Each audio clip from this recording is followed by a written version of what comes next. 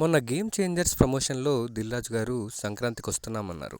అలాగే అన్స్టాపబుల్ ఎపిసోడ్కి వచ్చినప్పుడు రామ్ చరణ్ అండ్ బాలయ్య బాబు గారు సంక్రాంతికి వస్తున్నామన్నారు. వాళ్ళు కరెక్ట్గానే చెప్పారు, నాకే కరెక్ట్గా అర్థం కాలేదు. ఎందుకంటే ఈ సంక్రాంతి విన్నర్ సంక్రాంతికి వస్తున్నాం.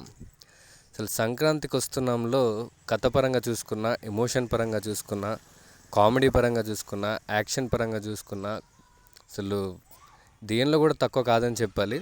యాక్టింగ్ పరంగా అయితే మనం వెంకటేష్ నుంచి ఎంతైతే ఎక్స్పెక్ట్ చేస్తామో దానికి కొంచెం ఎక్కువే ఉంది. And Aishwarya Rajesh comedy and emotion మంచి చాలా బాగా బ్లెండ్ చేశారు. అండ్ మీనాక్షి చౌదరి ఆ కాప్ రోల్ సూపర్గా ఉంది, దానికి సరిగ్గా బెస్ట్ ఫిట్ అని చెప్పాలి. అంతేకాకుండా సాంగ్స్ అయితే సూపర్, ఎవ్రీ సాంగ్ అయితే చాలా ఎంజాయ్ చేశారు. సినిమాలో అసలు థియేటర్లో అరుస్తున్నారు, ఎందుకంటే ప్రతి సాంగ్ వెనుక ఒక బ్యాక్ డ్రాప్, ఒక చిన్న స్టోరీ ఉంటుంది కాబట్టి మంచి మంచి సీక్వెన్సెస్లో పెట్టారు. సాంగ్స్ కూడా ఏదో బలవంతంగా పెట్టినట్టుండదు సినిమాలో. So fantastic. And Bulliraju character మనకి ఎక్కడ రివీల్ చేయలేదు ట్రైలర్లో కానీ ఎక్కడ కానీ, వెంకటేష్ కొడుకు క్యారెక్టర్ అది కూడా సూపర్గా ఉంది సినిమాలో.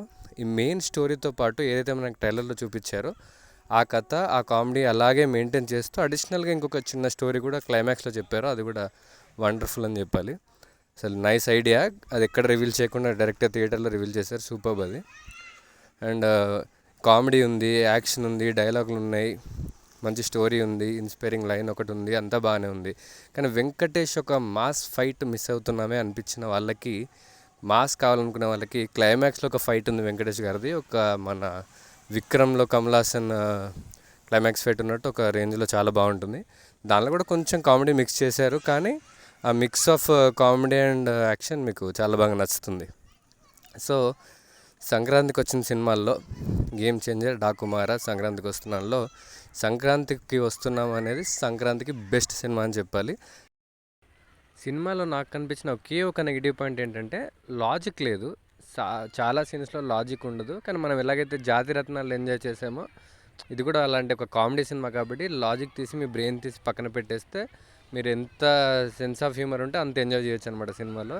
నేనైతే చాలా ఎంజాయ్ చేశాను, హిలేరియస్ అసలు సినిమా. సంక్రాంతి హిట్, ఈసారి సంక్రాంతికి వస్తున్నామే. అఫ్కోర్స్ వెంకటేష్ గారికి ఎప్పుడైనా సంక్రాంతి చాలా బాగా కలిసి వచ్చింది, అలాగే ఇది కూడా కలిసి వస్తుంది.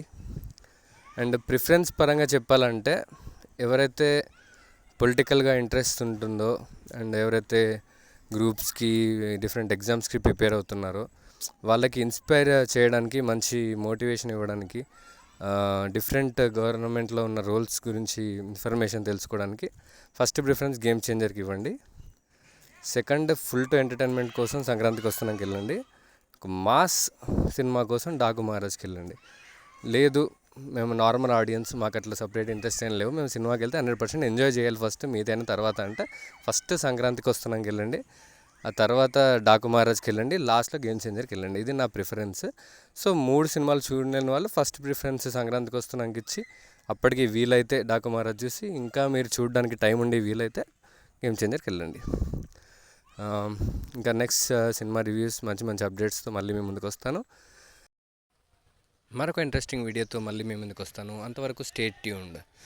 రివ్యూ ఎలా ఉందో కింద కామెంట్ సెక్షన్లో కామెంట్ చేయండి. అండ్ మీకు ఏ సినిమా నచ్చిందో కూడా కింద కామెంట్ సెక్షన్లో కామెంట్ చేయండి.